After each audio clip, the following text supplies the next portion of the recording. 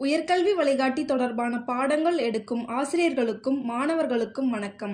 இன்றைக்கு நாம் JMI போட்டித் தேர்விற்கு மாணவர்கள் விண்ணப்ப படிவத்தை எவ்வாறு பூர்த்தி செய்வது என்று பார்ப்போம். முதலாவதாக கூகுளில் JMI அட்மிஷன் போர்ட்டல் என்று டைப் செய்து கொள்ளவும். பிறகு JMI அட்மிஷன் போர்ட்டலின் அதிகாரப்பூர்வ இணையதள பக்கத்தை கிளிக் செய்யவும். பிறகு click here to apply for admission in UG/PG/DIP/ADP/PGD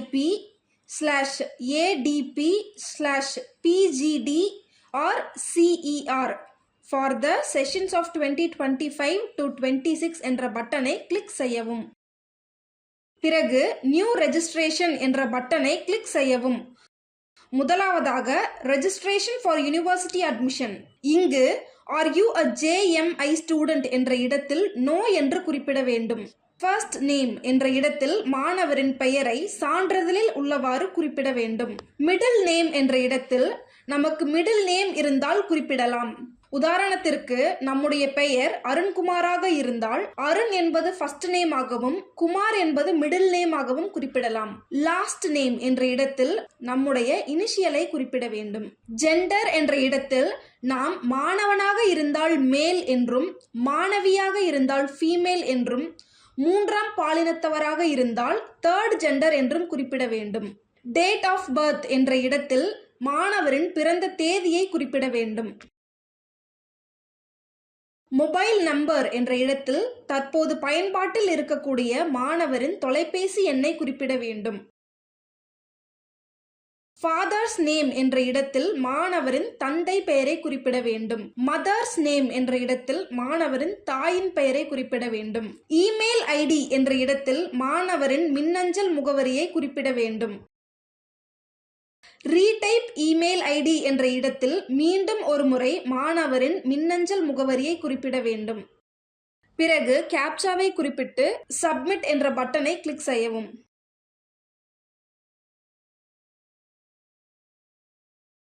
பிறகு மெயின் பேஜில் ஆக்டிவேட் யுவர் அக்கவுண்ட் என்ற பட்டனை கிளிக் செய்யவும். பிறகு மீண்டும் ஒரு முறை நம்முடைய மின்னஞ்சல் முகவரியை குறிப்பிட்டு நம் மின்னஞ்சல் முகவரிக்கு அனுப்பப்படும் ஆக்டிவேட் கோடை குறிப்பிட்டு வெரிஃபை OTP என்ற பட்டனை கிளிக் செய்யவும்.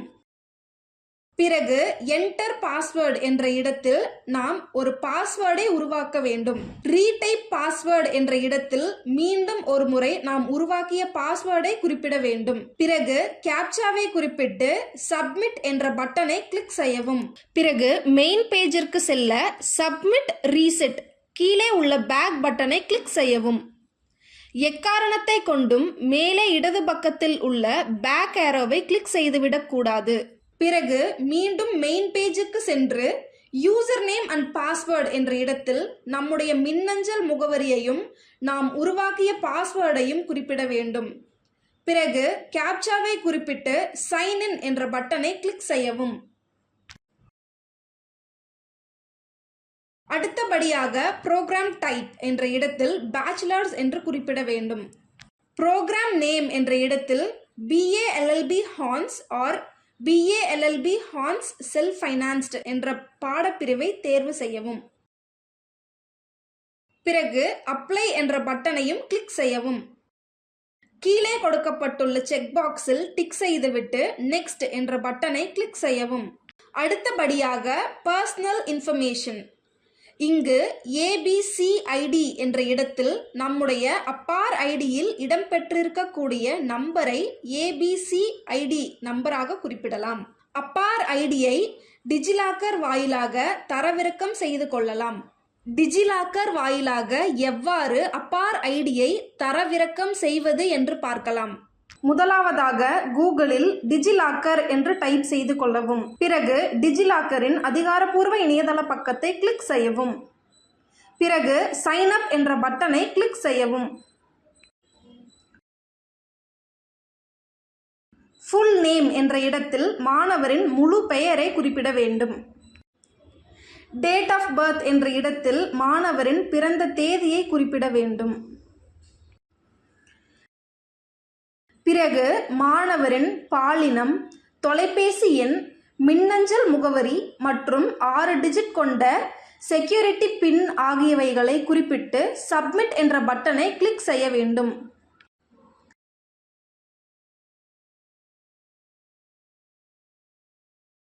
பிறகு நமது தொலைபேசி எண்ணிற்கு அனுப்பப்படும் OTP நம்பரை குறிப்பிட்டு சப்மிட் என்ற பட்டனை கிளிக் செய்ய வேண்டும். பிறகு என்டர் ஆதார் நம்பர் என்ற இடத்தில் மாணவரின் ஆதார் நம்பரை குறிப்பிட்டு நெக்ஸ்ட் என்ற பட்டனை கிளிக் செய்ய வேண்டும்.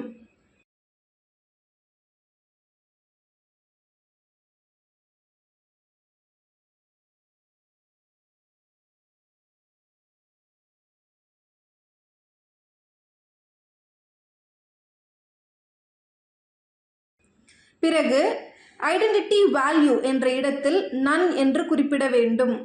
பிறகு கெட் டாக்குமெண்ட் என்ற பட்டனை கிளிக் செய்து நம்முடைய அப்பார் ஐடியை தரவிறக்கம் செய்யலாம். பிறகு அப்பார் ஐடியில் இடம்பெற்றிருக்கக்கூடிய நம்பரை ABC ஐடியாக குறிப்பிடலாம்.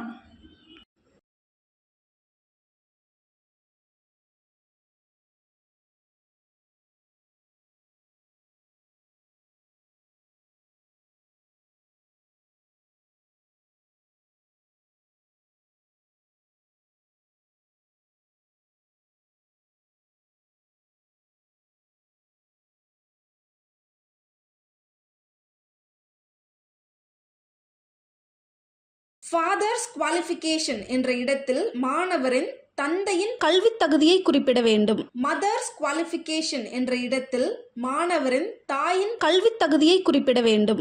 சோஷியல் கேட்டகரி என்ற இடத்தில் மாணவரின் சமூகத்தை குறிப்பிட வேண்டும். BC, MBC, BCM, DNC வகுப்பை சேர்ந்த மாணவர்கள் கட்டாயமாக OBC நான் கிரீமி என்ற ஆப்ஷனை தேர்வு செய்ய வேண்டும். டொமைசைல் ஸ்டேட் என்ற இடத்தில் தமிழ்நாடு என்று குறிப்பிட வேண்டும். நேஷனாலிட்டி என்ற இடத்தில் நாம் இந்தியராக இருக்கும் பட்சத்தில் இந்தியன் என்று குறிப்பிட வேண்டும். பிளட் குரூப் என்ற இடத்தில் மாணவரின் இரத்த வகையை குறிப்பிட வேண்டும். ரிலீஜியன் என்ற இடத்தில் மாணவரின் மதத்தை குறிப்பிட வேண்டும். Are you a Kashmir migrant என்ற கேள்விக்கு மாணவர் காஷ்மீர் மாநிலத்திலிருந்து புலம்பெயர்ந்தவரா என்பதை குறிப்பிட வேண்டும். Do you belong to Jammu and Kashmir என்ற கேள்விக்கு மாணவர் ஜம்மு அண்ட் காஷ்மீர் மாநிலத்தை சேர்ந்தவரா என்பதை குறிப்பிட வேண்டும். Have you been a NCC cadet என்ற கேள்விக்கு மாணவர் NCC வீரரா என்பதை குறிப்பிட வேண்டும். Have you been a NSS volunteer என்ற கேள்விக்கு மாணவர் NSS குழுவில் உறுப்பினரா என்பதை குறிப்பிட வேண்டும். ஃபேமிலிஸ் ஆனுவல் இன்கம் என்ற இடத்தில் குடும்பத்தின் ஆண்டு வருமானத்தை குறிப்பிட வேண்டும். Are you belongs to EWS என்ற கேள்விக்கு மாணவர் பொருளாதாரத்தில் நலிவடைந்த பிரிவினரா என்பதை குறிப்பிட வேண்டும். இதற்கு பொருளாதாரத்தில் நலிவடைந்த எல்லா சமூகத்தில் உள்ள மாணவர்களுக்கும் எஸ் என்று குறிப்பிடக்கூடாது. இடஒதுக்கீட்டில் பொது பிரிவில் போட்டியிடக்கூடிய முன்னேறிய வகுப்பினர் மட்டுமே எஸ் என்று குறிப்பிட வேண்டும். Have you ever been arrested /prosecuted /kept in detention /bound down /fined convicted by a court of law or whether any case pending against you in court of law.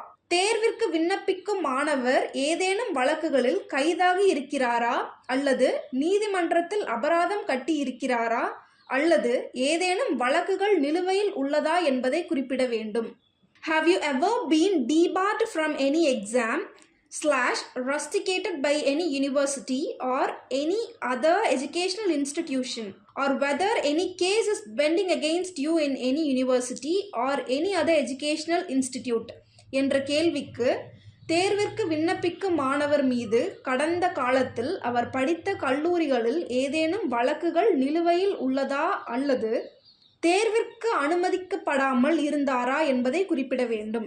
Any vigilance or disciplinary case is pending against you என்ற இடத்தில் ஏதேனும் ஒழுக்க நடவடிக்கைகள் நம் மீது நிலுவையில் உள்ளதா என்பதை குறிப்பிட வேண்டும். Are you a PWD இந்த இடத்தில் மாணவர் மாற்றுத்திறனாளியா என்பதை குறிப்பிட வேண்டும். ஒருவேளை மாற்றுத்திறனாளியாக இருக்கும் பட்சத்தில் சூஸ் டிசபிலிட்டி டைப் என்ற இடத்தில் நாம் எந்த வகையான மாற்றுத்திறன் கொண்டவர் என்பதை குறிப்பிட வேண்டும். அடுத்தபடியாக கரஸ்பாண்டன்ஸ் அட்ரஸ் என்ற இடத்தில் மாணவரின் வீட்டின் முகவரியை மாவட்டம், மாநிலம், நாடு, முகவரியில் உள்ள பின்கோட் உள்ளிட்ட அம்சங்களோடு குறிப்பிட வேண்டும்.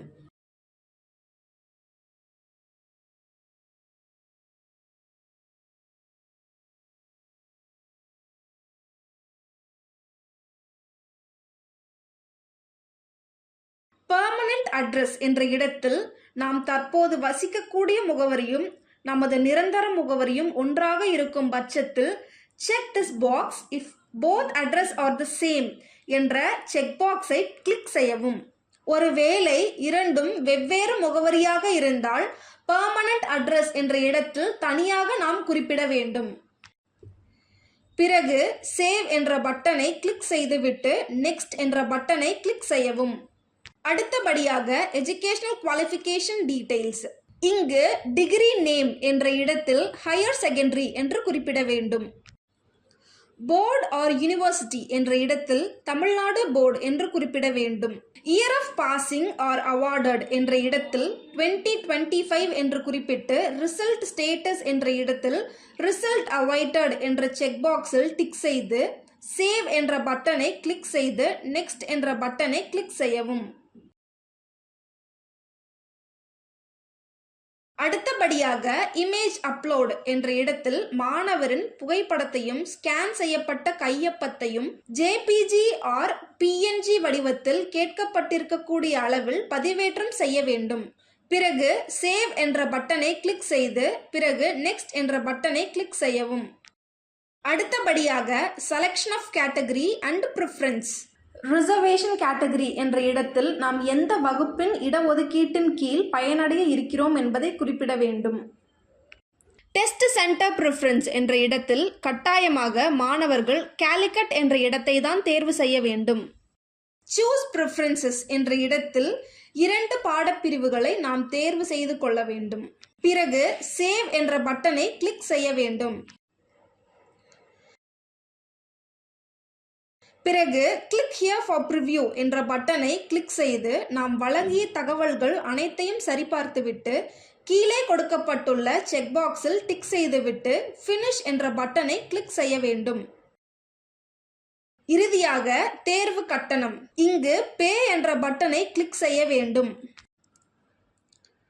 பிறகு the above details are correct என்ற செக் பாக்ஸை டிக் செய்துவிட்டு கிளிக் ஹியர் டு ப்ரொசீட் என்ற பட்டனை கிளிக் செய்யவும். பிறகு நமது கட்டணத்தை net banking, debit card, credit card, PhonePe, Google Pay, Paytm என்று சொல்லக்கூடிய யூபிஐ மூலமாக கூட கட்டணத்தை செலுத்தலாம். தேர்வு எழுதும் மாணவர்கள் அனைவருக்கும் எங்களுடைய மனமார்ந்த வாழ்த்துக்கள். நன்றி.